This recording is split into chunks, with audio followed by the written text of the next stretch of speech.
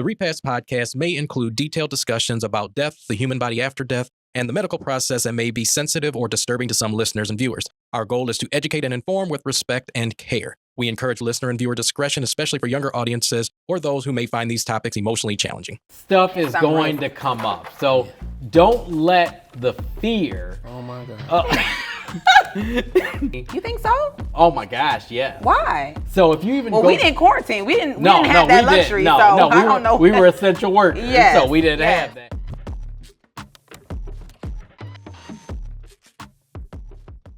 Welcome back to the Repast Podcast. I'm your host, Antonio Green.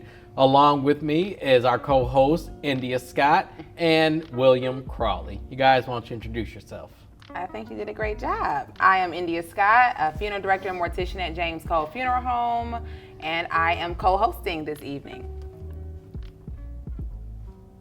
Oh, me? Yep. I'm William Crawley. I'm assistant general manager. I guess I'm co-hosting / recurring host That part. on this season. All right, guys, so let's jump right into it. So what we'll be focusing on today is what's been going on here at James H. Cole since the last time that we've seen you guys. So we've got some new things that have come up, some new announcements, so we're happy to jump back in and update you on what we've been up to. So I guess starting off, Will, why don't you let us know what's going on with Heroes in Hope? The Heroes in Hope of 2026 was a great event sponsored by the James H. Cole Foundation to connect with great people in the community that have given back to support the individuals of the city and the community. So we recognize them with our 2026 calendar, and we're excited about our new year 2027 calendar coming up. We will have a big unveiling event at the Motor City Casino soundboard. So we promote. Fancy. We want to make sure you get your tickets. Look out for Instagram, Facebook, TikTok, Twitter, all those social media sites, so you can find out about the upcoming events. Also, you can also submit new people in the community that you think that could be recognized to help us support them in their 501c3 foundations, that we can support the community and help the community get what they need. You guys have been pretty busy in the meantime, though. You've had a few other events leading after the Heroes of Hope last year. So what are some other things you guys are focusing on during the year? So we did Feed the Homeless down at the Transit Center in downtown Detroit. We did that back in the end of 2025, and we'll be looking forward to do that again this summer. We also just partnered with Mr. Keith Butler with his young men's organization a couple weeks ago, and we're looking forward to partnering with Commonwealth Elementary School in the city of Detroit on the east side with a new sponsorship for their 4th grade program to sponsor those kids, that help them what they need as far as financially and with the school items as far as books, computers, to help them graduate and follow them till they graduate high school. Do you guys still have something planned for, I'm sorry I'm cutting you off. No, you did. I'm just curious about Christmas. I know every Christmas you all do something as far as the toy giveaway. Are you guys doing that this year too? We do a toy giveaway every year. It's getting bigger and bigger. Last year we were able to give over 500 toys away. Awesome.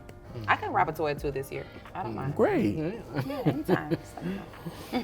And I think one thing with the James H. Cole Legacy Foundation is that we are dedicated to uplifting and helping our community. So that is something that we started in 2019 at our centennial event for the funeral home, as we launched the actual foundation. So over the last 7 years, we've been focusing and trying to find ways that we can give back to the community in actual meaningful ways. So we wanted this to not just be, very surface mounted or things that are just things that we just say we're doing just to do it. We really want this to make an impact in the community. So if there's any help that you guys can aid, if you're local within the Metro Detroit community, if there's any help that you want to assist us with the foundation, or if there's any ideas with other funding opportunities that we can partner with within Michigan, please let us know, because we are a growing foundation and we want to partner with those who want to help those in our community. So yep, that's what's going on with the Legacy Foundation and our upcoming 2027 Heroes in Hope event, which will be in November 11th, Wednesday, November 11th, 2026 at Soundboard at the Motor City Casino. So like Will said, make sure that you tap into our social media accounts, or you can visit jhcfoundation.org and purchase tickets to the event if you are here. And if you're even not here, if you're anywhere across the United States or across the world, we are a 501c3 and we are taking donations also on our website, so feel free to contribute to the cause. So moving on, the next big announcement that we have is actually where we are right now. We are in the Maria. It is our new banquet facility. It's brand new, renovated. Actually, we're still in the process of finishing the renovations, which should be done this fall of 2026, and we'll be opening up to the public very soon. But it was actually our old Northwest Chapel, which my grandfather opened back in the early 70s. And we moved from here to right across the street in 2010. And we opened up the brand new Northwest Chapel that we built from the ground up. And we finally decided, okay, let's go ahead and do something with the old building. So we were able to create the Maria, which is our banquet facility. It's a 3,000 square foot facility that we have dedicated with banquet facility space, and we also have a huge LED wall in our small chapel area, which we could hold viewings, or we could even hold a small service.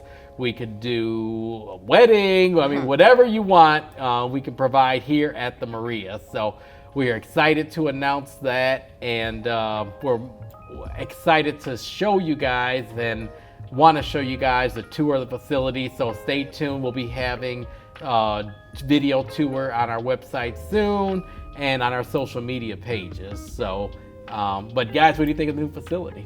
I think it's beautiful, but I want you to tell us a little bit more about the name, because people probably would have, I guess. Who is it? Yeah, The who Maria. is it, or why is it at the James Cole Banquet Center? So tell us a little bit about the history of the name. So the Maria is my mom's middle name. So Carla Cole, my mom, she's the third generation of the funeral home. Maria is her middle name. And of course, the funeral home is James H. Cole, which was my great-grandfather. And then my grandfather was James H. Cole Jr. So of course, the funeral home is named after them. But my mom was instrumental in really keeping us going. So my grandfather passed in 91. And I remember as a kid at the time when he passed, and my mom coming home just saying that, oh, everybody is thinking that I'm going to sell the business, or, you know, we're just going to fold up. We can't be, we're going to, you know, come to our competition, and a woman can't run a funeral home. So she was able to sustain and grow the business after my grandfather passed. And if anybody is from Detroit or knows Detroit history, my grandfather was very well known. He was a staple in the community, and he was the one that grew the family business to where it is today. So when he passed in 91, you know, people were naturally thinking that, well, there's no way it can continue to the level that he built it to, but my mom was able to continue that legacy. So because of that, we needed some way to memorialize her. And although she's not gone anywhere, she's still actively running the business every day. But Will especially was instrumental in that, and saying we need a way to, you know, really solidify her name in the business. So that's what we chose, is Maria, which is her middle name, and that's what we named our facility after. I love that. I think the importance is for a black woman to be, her legacy to live on, and that was my biggest push for the name of her. So many times we, you know, men are, you know, their legacy and what they did, but for a black woman to carry on a business of this size, to keep it and to make it grow. I think that's what the importance of was behind the name. Yeah, and that bodes well, because if you think of across the country, especially in the Black community, any of your large funeral homes, or even large businesses, but especially funeral homes, the ones who are your most well-known in the community were Black males. Right. They weren't Black females. So to have the largest funeral home in Michigan, one of the largest in the Midwest, and one of the largest in the country, being run and grown by a Black female over the last 30 years really means something. So, yeah. Yeah, I agree. So big ups to Miss Cole. We love you. So moving on, outside of the funeral industry or the funeral home, in the Detroit community, so this has been a hot summer for us. We have gone from basically cold temperatures, we moved right from winter into summer. Like we didn't have a spring this year. Yeah, we went from being 70 degrees as a high temperature in late June to 2 weeks later being 100 degrees. Right. So I'm not mad at the heat though. I'm not mad at it. I'm not rushing the summer to go anywhere. We have to appreciate it. I want to take it in full stream, but there are a lot of advisories to follow with all of this heat. You're a summer baby though, right? Spring. Oh, okay. Yeah, not quite. Kind of fair a little bit. 70 degrees. I mean that's my fair temperature. 70 degrees. I'm fine with that. Now 97 today is a bit extreme for me, but I can deal with it. Oh, I thought it said 105. What? The car said 105. Yeah, but car said 105. No, they fudge those numbers a little bit in the car. But yeah, so this is not normal heat, and especially if those are out west thinking, oh, that's nothing. We deal with 110, 115. We don't deal with that that humid. That humidity is different in the Midwest. So 90 degrees here with humidity feels like 105 out west in desert heat. So check on your people. Yeah. Stay hydrated. Right. Your seniors. Yes. Yeah. Your seniors and your little ones who are out swimming with the sun beaming on them or just outside playing, like stay hydrated. Right. And definitely check on them. I wouldn't let my little ones go out in this kind of heat though. But you know what? I will say that I think since COVID, I may or may not be correct, but I feel like within the people that I talk to often, since COVID, people are taking viruses a lot more seriously. Yeah. Like I feel like before we were kind of like, oh, well, I mean, not me, like I won't get sick, or that's for, other, but no, it's right here. Like it is local. You can get sick. Like it is a virus. So take proper precaution. But again, like you still have to take it all in stride. Like no matter what you do in life, stuff is going to come up. So don't let the fear. Oh my God. Don't let the fear. Don't see, Lord, we working. Yeah. Don't let the fear of what the media tells you interfere with how you can live a healthy life. Right. Yeah. I mean, that was the thing with COVID. Yes, wear masks and all that, but we learned that to have everybody locked up is not a good thing. So yes, we wanted to conceal and contain the virus, but it actually had probably a worse effect to keep the mass population locked up and under quarantine. You think so? Oh my gosh, yes. Why? So if you even we didn't quarantine. We didn't have that luxury. I don't know. We were essential workers, so we didn't have that. But if you think back to our kids, and the effect that it was on the kids by being quarantined for I didn't have kids yet. But so you had a quarantine baby though. So I did. Thank you for the reminder for putting my business in the street. but with kids, you did have they were not, without having that social contact with each other, they would have been better off, even with masks, but been in school with each other. So the issue, especially even with DPS, with Detroit Public Schools, you have to remember, they didn't even go back. Everybody went back fall of 21, where schools are starting to go back. DPS didn't go back. They were basically virtual for that first half of the year and almost the whole following year, because they kept having spikes in cases in the city. But I feel like academically, maybe it was not the best decision academically because a lot of students suffer from that. But I feel like as far as health-wise, don't you think that health-wise keeping them virtual was good? Because you have kids who have because everybody didn't have the capabilities. Well, that's the thing. Well, social, so not only educational, but social-wise. So the kids now, like what we call COVID babies, like these kids coming up now, they have social disorders. They have, educational, that's what they're lacking in. Yeah. So wouldn't it have been worth to get them back in the class with masks on? Wash your hands. Not in the height of COVID, but I get it. Well, no, I'm not saying the height of COVID, but by the fall, by Christmas of 21, cases were starting to decline. I know I'm not saying anything against politicians about what we should have done. Hindsight is 2020, and we were in the thick of it. I mean, we could tell you right now how bad it was. Yeah, it was. Like, it was horrible. Still in the thick of it.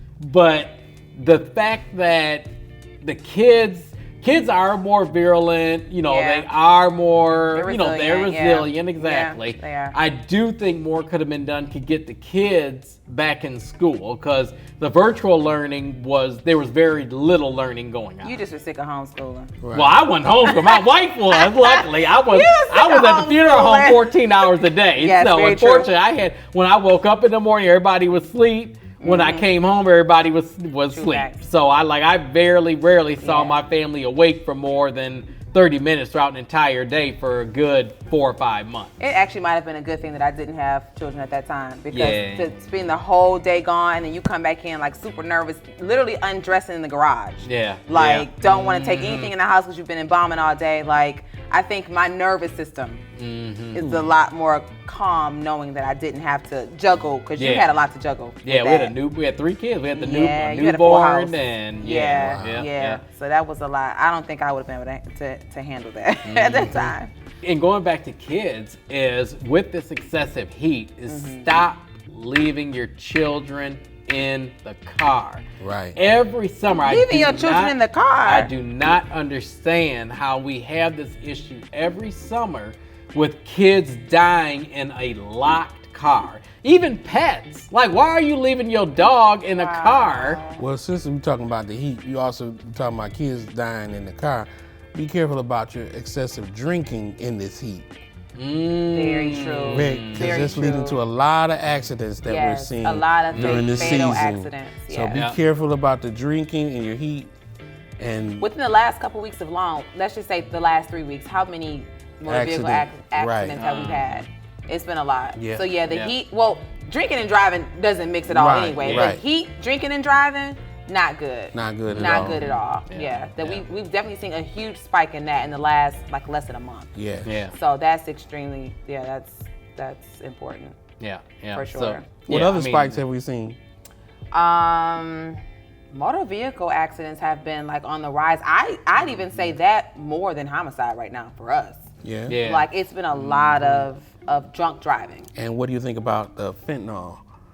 Coming back, got a little surge of the fentanyl. Yeah, we did have a surge. But actually, it's come down. It has come down. I think at the beginning of the year, we had a lot of fentanyl. Right. But now honestly, it's just wrong way driving, drunk driving. It's been a lot of that. So that has been super scary. So don't drink and drive. I mean, you have Uber, you have Lyft, you have a designated driver. It's okay. It's okay to just stop. And they do have now with the teen options for teen Ubers and teen Lyfts. You can get a app for your teenager and you order them, or they have the ability to order their own Lyft or Uber on the app themselves that's connected to your account. So I mean, if it's one of those situations, I get it. I've got a budding teenager now, and if it's that situation where they're going to a party, you tell them what not to do. But if something were to happen, if you don't feel comfortable driving, that's the one issue. It's we see so many tragic situations where it's innocent passengers in a car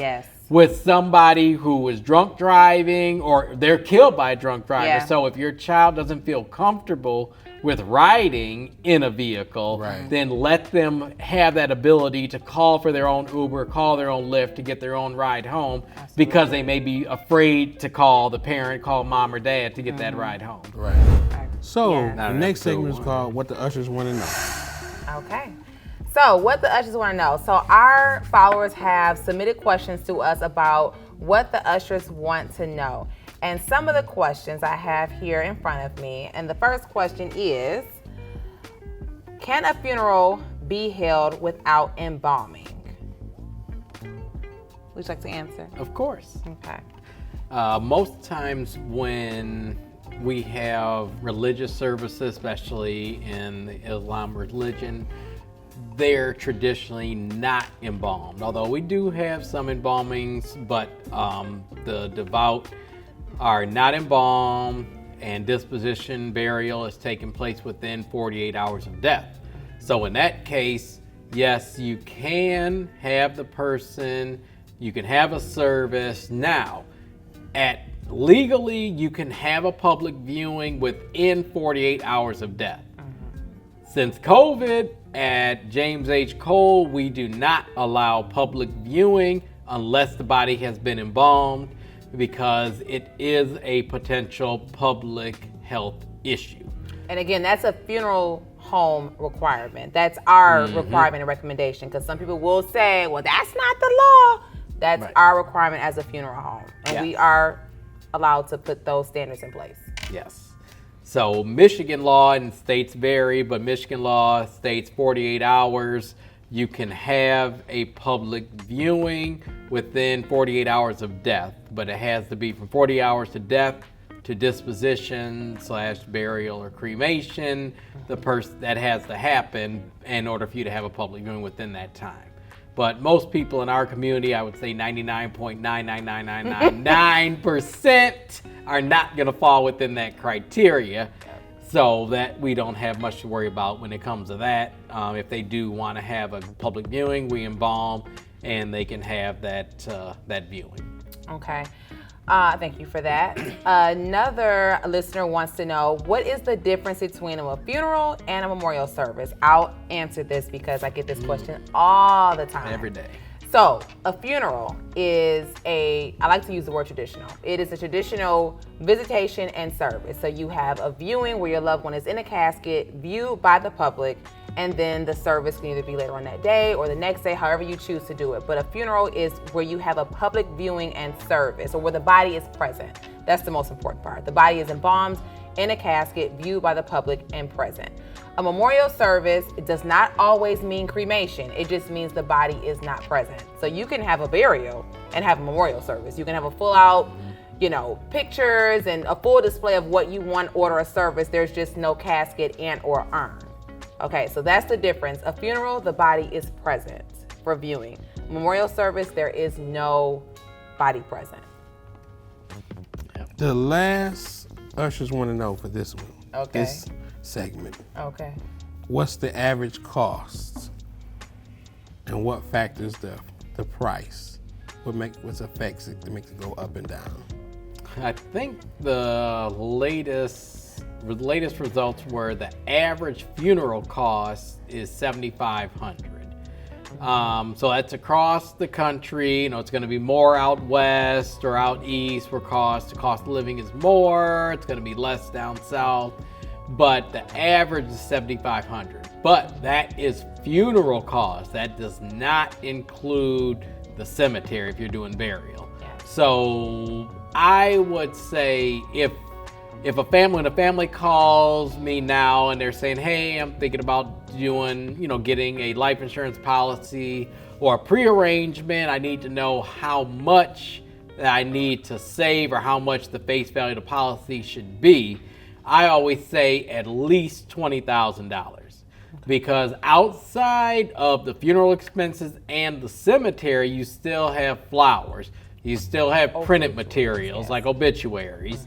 You still have things you have to think about after the first, like if you're going to have a luncheon or a repast, the headstone, like all of these things, or the urn. All of these things come into play. So I would say at least $20,000. Most face value policies are going to start at $25,000 for a decent policy. So that's just to get you buried, but that doesn't include what you want to leave your family. So, if you designate one policy to cover your funeral expenses and what you leave to your family. You know, if you can do a $100,000 policy, then that's good. If you're only worried about, if you only have funds enough to take care of yourself for your final expenses, then shoot for a $25,000 policy. Leave something for the family. Thank you. I always tell families you got to live after this. So don't put everything in the ground or cremate. I mean, funerals are events now. We see that. They are. So, And remember, people ask what the cost that drives it up, where if you're planning an event, the cost goes up quite quickly. You're planning an event nowadays. I mean, a birthday party, a standard birthday party is $25,000. You got the event space, food. You're gonna invite 300 people. I mean, so open bar. No more hot dogs and hamburgers and hug juices, huh? No. yeah, I'm coming to your birthday party. It's the guests. I mean, people, they invite everybody they know to a birthday party. People you haven't talked to in years. Well, you yeah, invite to your I birthday mean, party. you think or about a milestone birthday. The prom send-offs now. I mean, Prom people are send-offs. spending as much for that as they do for a wedding now. Baby shower. Very much so. Yeah, Very much baby so. reveals. Not even get to the Right. baby shower, but just the gender reveal. Yes. Like these are like events now. Like they're performances. So that holds true. Just like you plan for a wedding or a baby shower or a prom send-off, plan for your funeral. That's why pre-planning is so important. So life insurance, pre-arrangements, those things are just as big of events as weddings and birthdays and things like that. The difference is thankfully you can plan your own wedding and you can plan your own baby shower, but you know, when you pass away, there's somebody else that has to carry that weight. So why not set them up for what you want and set them up for success with that. So, any takeaways, any calls to action here? Well, we hit on a lot of things today. I hope it's been informational, informative, and entertaining for our guests. Please let us know if there's any topics that you want us to hit on. We're more than welcome to answer your questions and incorporate your topics into our upcoming episodes and series. So please let us know. You can feel free to email us at repastpodcast@gmail.com and let us know what you think. Let us know what you want to know, and we will answer your questions and address any issues that you have on our upcoming episodes. So tell them ushers what you want us to talk about. Yeah. that's So right. we can make sure you get the right answers. That's right. Also, we're on every social media platform. So TikTok, Instagram, Facebook. So check us out, like, comment, and subscribe. We want to hear from you all, and we'll see you real soon.